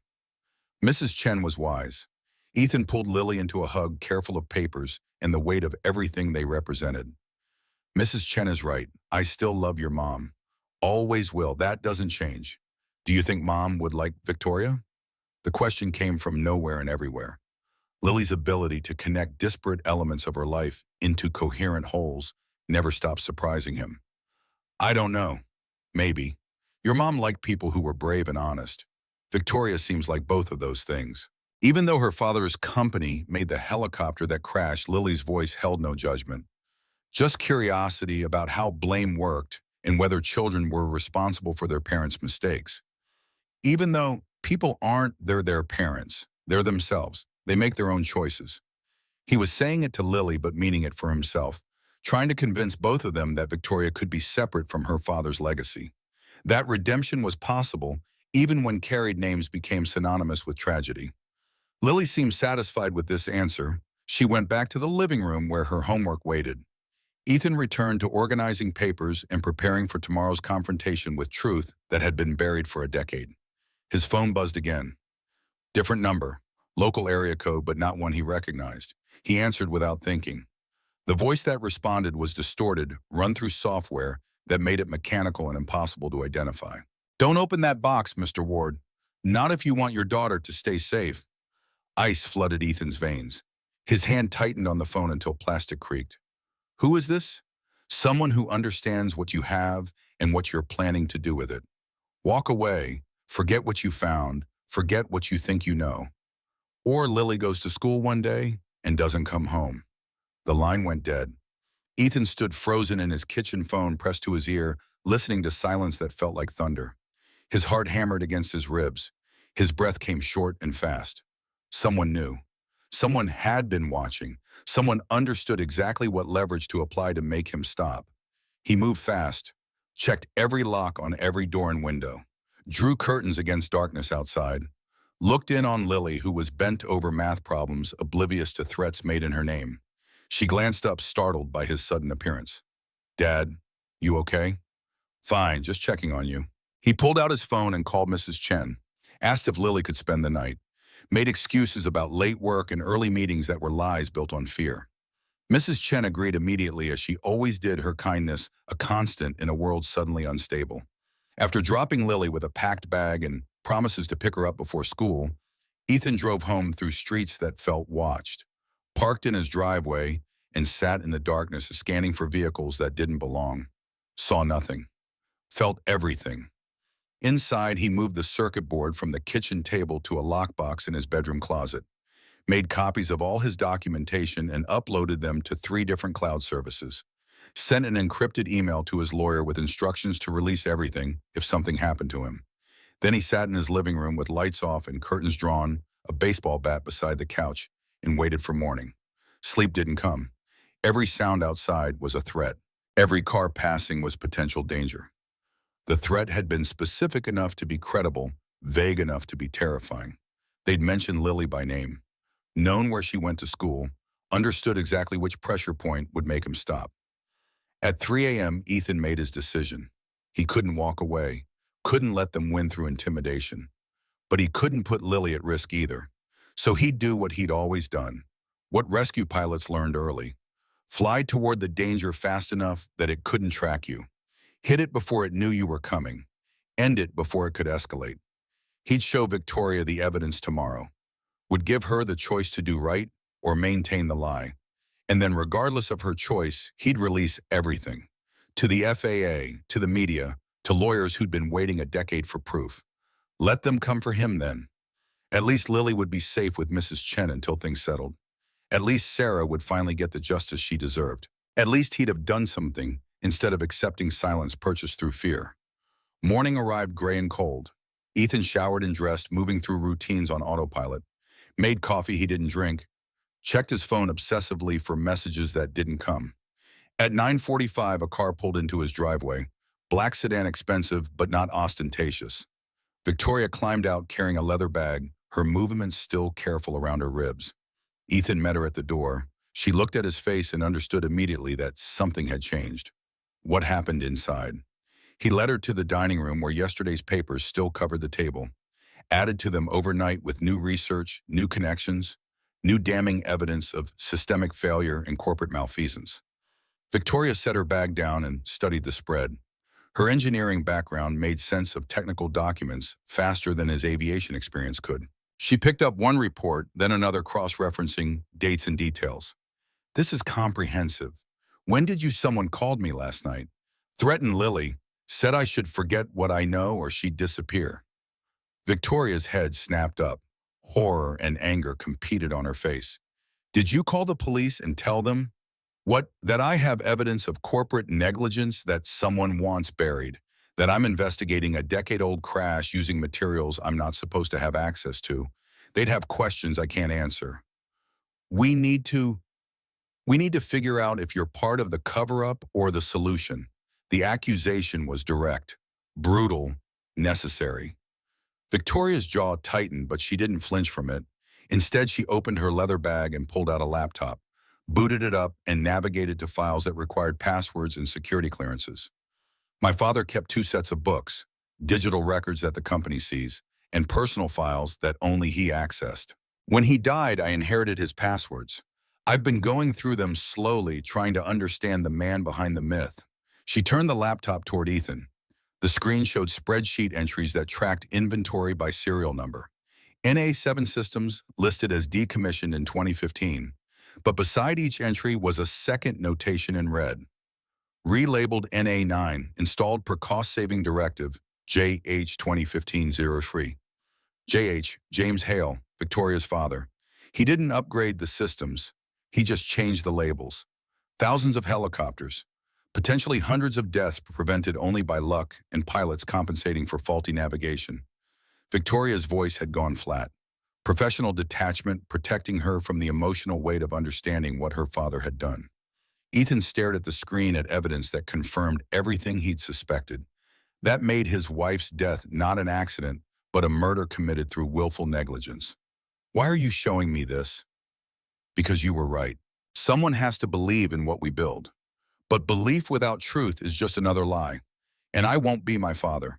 I won't protect legacy at the expense of lives. She closed the laptop and looked at him with eyes that held resolve and grief in equal measure. What do you need from me? Ethan pulled out the circuit board from his lockbox, set it on the table between stacks of papers and documentation. The Hale Aviation logo caught morning light. Verify this, trace the serial number, prove it came from your inventory. Then we take it to the FAA together, reopen every case, ground every helicopter. End this. Victoria picked up the board with reverent care, turned it over in her hands, examining connections and components. She pulled a small device from her bag portable scanner that read serial numbers and cross-referenced them with databases. The device beeped. She looked at the screen and something in her expression broke. X9 2024-011. Manufactured in our Seattle facility 6 months ago. Installed in the test helicopter 3 weeks before the crash. Components sourced from inventory marked NA9, but originally manufactured as NA7 in 2014. Everything connected. The lies had spanned years and continued even after James Hale's death. The company he built had maintained his practices because changing them would require admitting fault, would require recall costs that ran into millions, would require destroying the legacy he'd spent a lifetime building. Victoria set down the scanner. Her hands were shaking.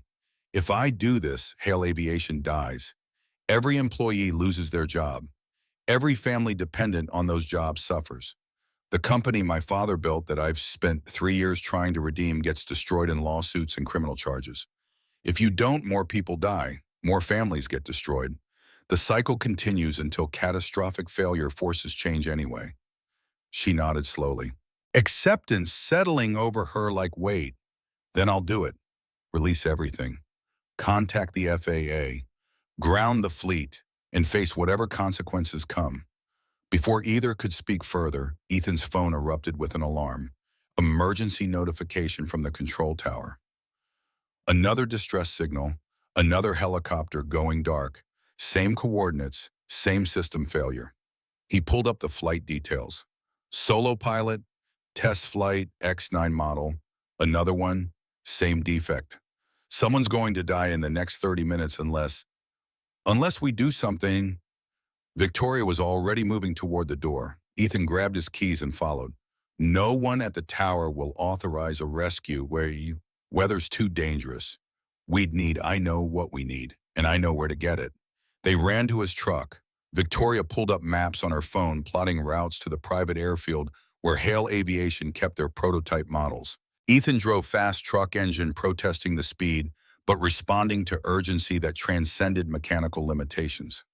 The airfield was chaos when they arrived. Engineers shouting, radios crackling with static. The storm that had been building all morning had finally broken wind and snow, combining to create conditions that grounded everything. Victoria ran toward the hangar, Ethan close behind. Inside, a single helicopter sat ready, rotors locked, but systems hot. Not an X9, something older, proven, reliable. The head engineer blocked their path, his face red with stress and fear. Miss Hale, you can't. One of our pilots is dying. I'm going to get him. No one's flying in this. It's suicide. Then I'm committing suicide for a worthy cause. She moved past him toward the helicopter. Ethan followed his training, kicking in despite years of rust, muscle memory that never fully left. knowledge that surfaces when needed even after being buried under grief and anger. You don't have to do this. Victoria's voice was steady as she climbed into the co-pilot seat. You saved my life twice now. If I'm going to live with that, I'm going to earn it. Ethan wanted to argue, wanted to tell her this was insane, that they'd both die trying to rescue someone who was probably already dead, that the evidence they'd compiled mattered more than heroic gestures. But he looked at her face and saw the same determination he'd felt every time he'd flown into impossible conditions. The same need to do something instead of accepting loss. The same refusal to let another name get added to the list of preventable deaths. He climbed into the pilot seat. The rotors spun. The helicopter lifted into the storm. And part two ended with them flying toward the same mountains that had nearly killed Victoria 3 days ago this time. By choice this time together, racing against physics and time and the legacy of lies that had brought them to this moment.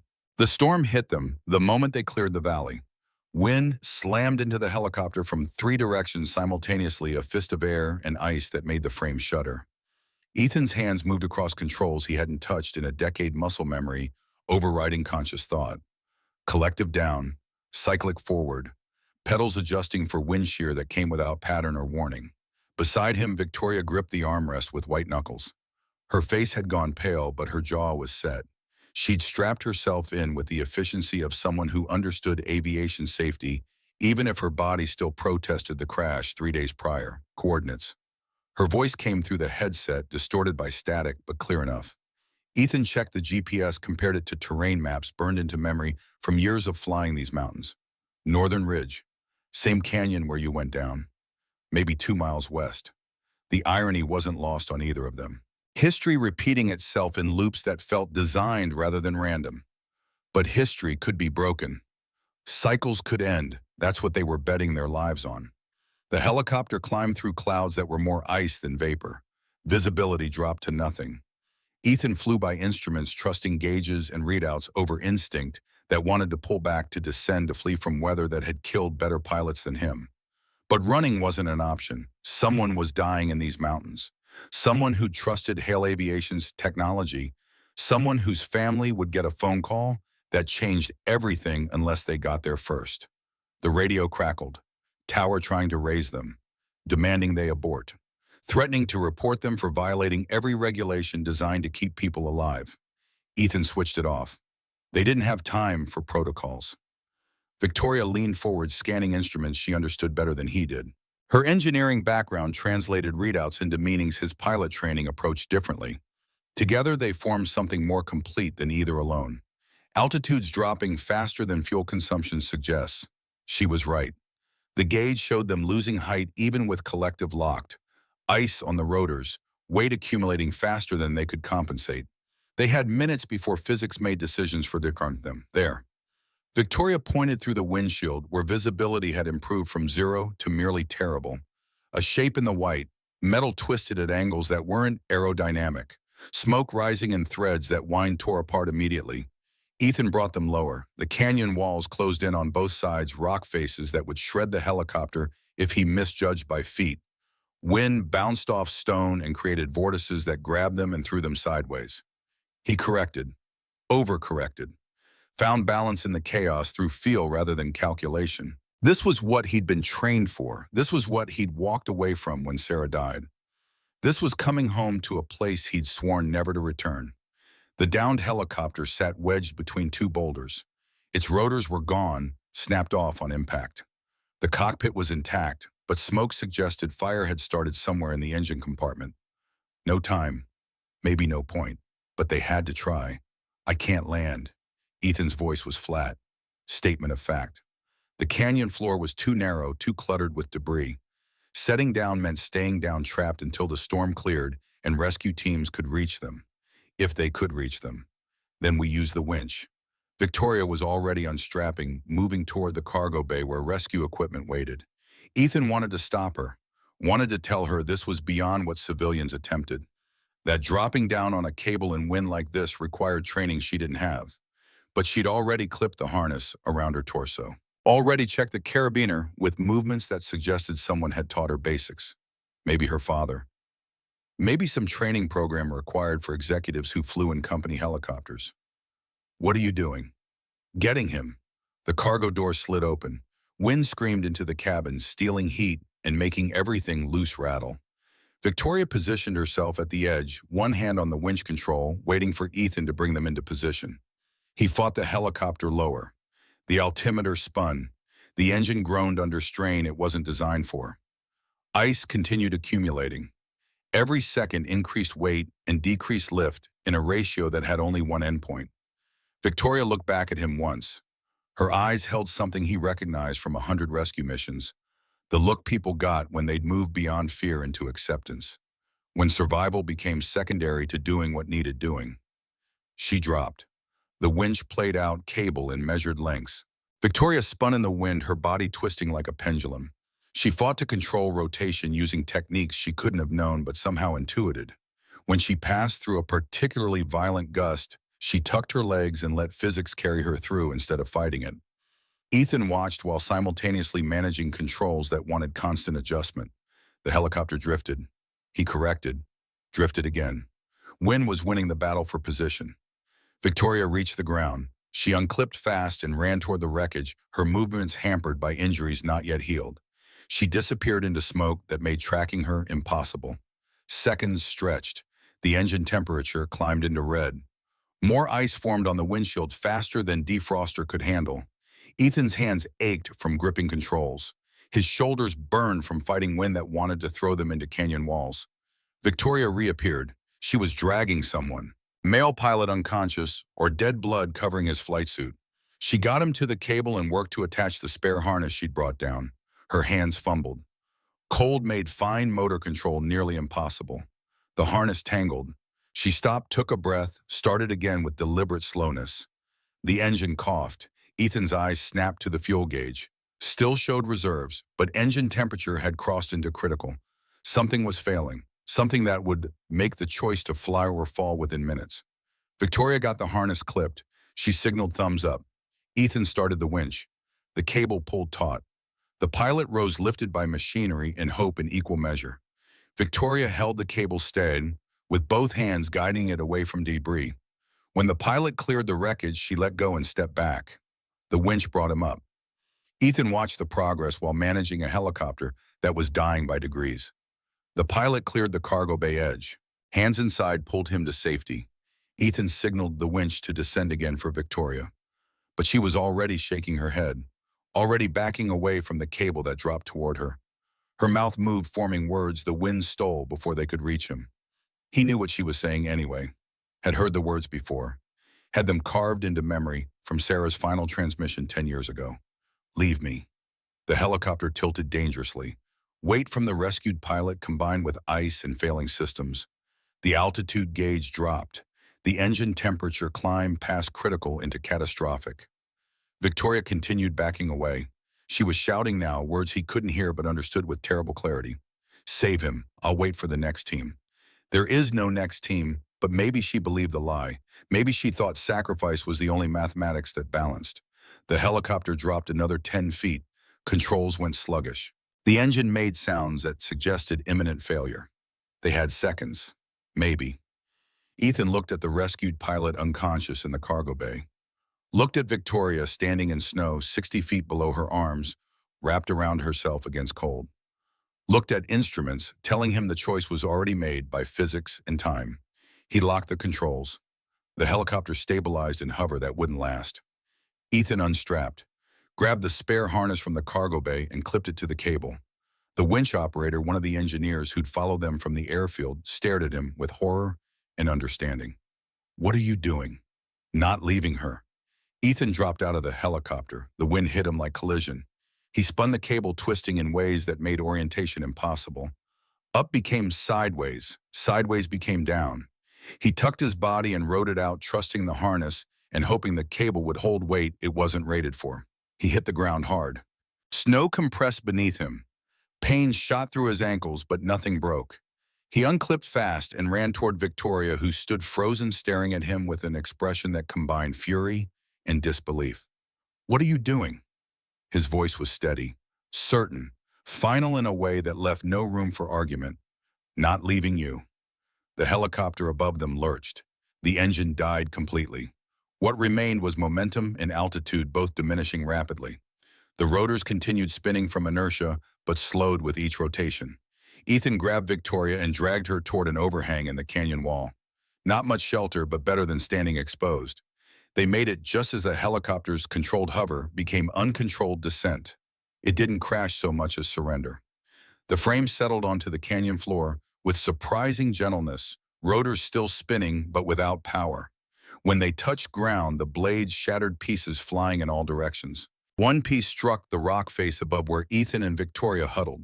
Stone exploded into fragments that rained down on them.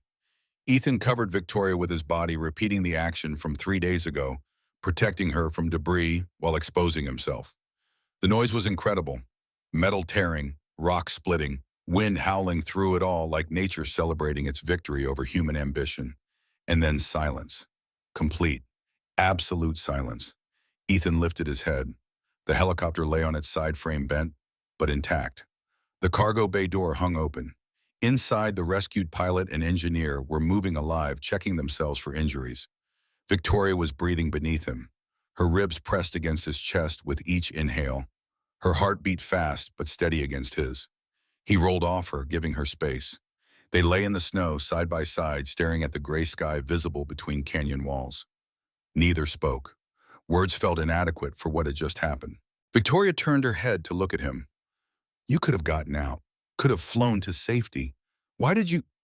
"Because I stayed in the fire, stayed in the storm, and I'll stay in your life if you'll let me." The words came without planning.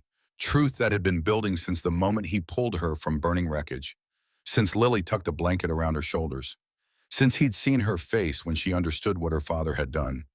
This woman had chosen truth over legacy. Had flown into a storm to save a stranger.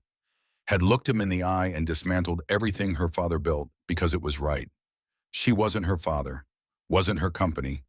Wasn't the name she carried like weight. She was Victoria, and she mattered. Snow began falling again. Soft flakes that settled on their faces and melted from body heat. The storm was passing, the worst was behind them. What remained was aftermath and consequence and choice. Victoria's hand found his in the snow. Their fingers intertwined, gloves rough against each other, but the pressure real and present. "I told you to leave." "Yeah, I meant it. You should have. I stayed anyway. That's what we do now." "We stay." The search and rescue team found them 2 hours later. 4 people huddled in a canyon alive against probability, surrounded by the wreckage of choices made and consequences accepted. They were airlifted out in stages, medical teams checking vitals and cataloging injuries that ranged from minor to serious but survivable. The rescued pilot had a name, David Chen, 34 years old, married with a daughter the same age as Lily. He'd been flying Hale Aviation test flights for 3 years, trusted the technology, believed in the mission. He woke in the hospital asking about his crew, about the helicopter, about what went wrong. Victoria visited him first, sat beside his bed while monitors beeped and IV drips maintained hydration. She told him everything. The defect, the cover-up, her father's choices, the truth that would destroy her company but save future lives. David listened without interrupting. When she finished, he asked a single question. "What are you going to do?" "Make it right, whatever that costs." Ethan was kept overnight for observation. Hypothermia mild, contusions multiple, exhaustion severe. The doctors wanted to run tests, check for internal injuries hidden by adrenaline. He let them because refusing would worry Lily. She sat beside his bed, her small hand in his larger one. Mrs. Chen had brought her the moment visiting hours allowed. She studied his face with the seriousness children employ when adults they love are vulnerable. "You saved people again, like you used to." "Yeah, Mom would be proud." Ethan's throat tightened. He pulled Lily closer, careful of tubes and wires connecting him to machines. "Yeah, she would." Victoria came that evening. Her arm was back in a sling, ribs re-wrapped after the stress of rescue had undone healing. A fresh bandage covered the stitches on her forehead. She looked exhausted and determined in equal measure. She set a folder on the table beside the flowers Mrs. Chen had brought. Standard hospital furniture, wood grain, laminate over particle board. "I reopened the investigation. All of it. Your wife's crashed the X-9 system, every helicopter my father ever signed off on. The FAA has full access. The NTSB is reviewing launches they closed. And I'm testifying publicly. Tomorrow. Press conference at noon. Ethan stared at her. At this woman who was choosing to destroy her inheritance because it was built on lies. Who was facing criminal charges and civil suits and the end of everything she'd worked for. Your company will be grounded, recalled, investigated, probably bankrupted, but no one else dies because we valued profit over people. She pulled out a second document, laid it beside the first. Ethan recognized the logo at the top. FAA official seal. Your wife's case is being reopened with full authority, new investigation, new interviews, criminal charges being considered against the engineers and executives who signed off on known defects. It won't bring her back, but it's acknowledgement. It's justice of a kind. Ethan's eyes filled with tears he didn't try to hide. For 10 years, he'd carried the weight of knowing Sarah's death was preventable, that someone had made choices prioritizing money over safety, that the system designed to prevent such things had failed through corruption or incompetence or simple bureaucratic inertia. Now someone was finally being held accountable. Not Sarah's killer, exactly, that man was dead, but the company he built, the culture he fostered, the decisions he made that rippled forward through time to kill people he never met. Thank you, Victoria shook her head. I should be thanking you. You didn't have to save me, twice now. You had every reason to let me die, and your wife's case would have been easier to prove without my testimony. But you stayed anyway. Lily, who'd been quiet during the adult conversations, spoke up with the clarity children bring to complicated situations. Dad says people aren't their parents, that we make our own choices. I think you made good choices even when they were hard. Victoria's eyes went bright. She knelt beside Lily's chair, bringing herself to the child's eye level. Thank you. That means more than you know. Are you going to marry my dad? The question came without preamble or embarrassment. Ethan choked on the water he had been drinking. Victoria's face flushed red beneath the bruises. Lily, that's not because I think you should. You both save people, and you look at each other the way Mom and Dad looked at each other in old pictures. Out of the mouths of 8-year-olds came observations that cut through complexity to simple truth. Ethan and Victoria's eyes met across the hospital room. Neither spoke. The moment stretched full of possibility and uncertainty. The press conference happened without him. Ethan watched it from his hospital bed, Lily asleep beside him, while Victoria stood before cameras and destroyed her father's legacy with simple statements of fact. The NA7 navigation system had a known defect. Hail Dynamics covered it up. Multiple deaths resulted. Criminal investigations were warranted. Civil suits would be welcomed. The company took full responsibility. Stock prices collapsed within minutes. Lawsuits were filed before she finished speaking. The board of directors called emergency meetings to discuss removing her from leadership. Federal agencies launched investigations that would take years to complete. Victoria stood through all of it with her spine straight and her voice steady. She answered every question, provided every document, made no excuses, and asked for no mercy. When reporters asked why she was admitting to actions that would bankrupt her company, she gave an answer Ethan knew he'd remember forever. Because belief without truth is just another lie. And I won't be my father. I won't protect legacies at the expense of lives. Someone has to believe in what we build, but that belief has to be earned through honesty and accountability, not maintained through deception. The words became headlines. Clips went viral. Within hours, Victoria Hale was either a hero or a traitor, depending on who was speaking. But no one questioned her courage. No one doubted her conviction. Ethan was released from the hospital the next morning. His injuries were minor enough to heal at home. The doctors gave him prescriptions and instructions and advice he'd probably ignore. He thanked them and walked out into December cold that felt clean after recycled hospital air. Victoria was waiting in the parking lot. She leaned against her car, one hand pressed to her ribs, looking like someone who'd fought a war and wasn't sure if she'd won or lost. They stood looking at each other across 20 feet of asphalt. So much had changed in 5 days. They'd gone from stranger and stranger to rescuer and rescued to allies and truth-telling to something else, something neither had words for yet. What happens now? Victoria's question encompassed everything. Her company, his wife's case, the feelings growing between them that felt too fast and too right simultaneously. Now we face consequences. You'll be investigated, probably charged with covering up your father's crimes even if you didn't know about them. Your company will collapse. People will hate you for destroying jobs, even while others celebrate you for exposing truth. And you, I'll testify at every hearing. Provide every piece of evidence. Make sure Sarah's death and all the others get the acknowledgement they deserve. Then I'll figure out how to be someone who doesn't define himself by anger anymore. Victoria pushed off from her car and walked toward him. She moved carefully, pain evident in every step, but determination overrode discomfort. Your daughter asked if I was going to marry you. She's 8. She asks a lot of questions. It's not a bad question, though. Ethan's heart hammered against his ribs. This woman standing before him represented everything he'd lost and everything he might gain. She was apology and redemption. She was past and future. She was complicated in ways that should have sent him running, but instead drew him closer. Victoria, I spent 10 years hating your father. That doesn't disappear overnight. There's going to be hard days when I look at you and see the company that killed my wife. When anger overrides rationality, I know. But there's also going to be days when I look at you and see the woman who chose truth over comfort, who flew into a storm to save a stranger, who sacrificed everything because it was right. And those days are worth fighting for.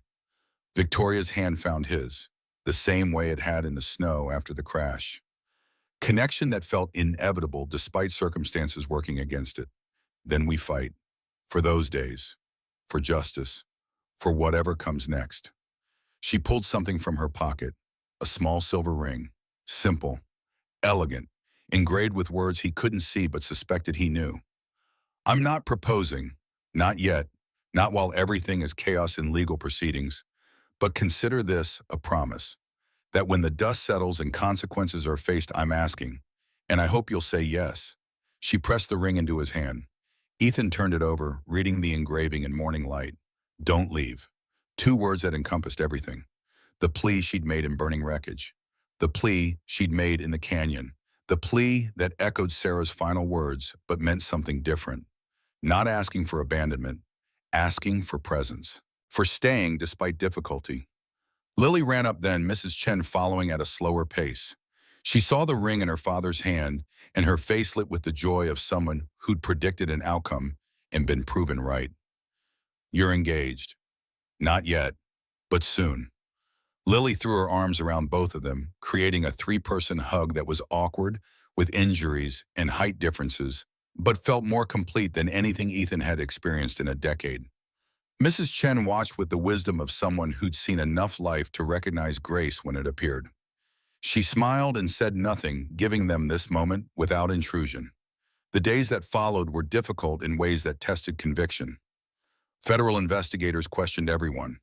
Hale Aviation's board tried to remove Victoria from leadership before giving up and declaring bankruptcy instead. Lawsuits multiplied. Families of victims came forward with stories that broke hearts and demanded accountability. Through it all, Victoria stood firm. She testified at hearings, provided documentation, accepted responsibility even for actions she hadn't personally committed. The grace with which she faced destruction impressed even her harshest critics. Ethan testified, too, about Sarah's crash, about the years of fighting for investigation, about the evidence he'd compiled and the threats he'd received. His testimony helped secure indictments against engineers and executives who'd signed off on the NA7 system knowing its flaws. Justice moved slowly, but it moved. Sarah's case was officially reopened. Other families received acknowledgement and compensation. Regulations changed. New safety protocols were implemented. The system that had failed began to correct itself. 6 months later, on a ridge overlooking the valley where everything had begun, Ethan Ward knelt in soft grass among wildflowers. Spring had erased winter's scars. New growth covered old wounds. The world continued its cycle of death and rebirth with indifference to human tragedy. Victoria stood before him, her ribs healed her forehead bearing only a faint scar that would fade with time. She wore a simple dress, nothing elaborate because this wasn't about spectacle. This was about promise. Lily stood beside them holding the ring Victoria had given Ethan months ago. She practically vibrated with excitement. You told me to leave you once. I'm asking you to stay now.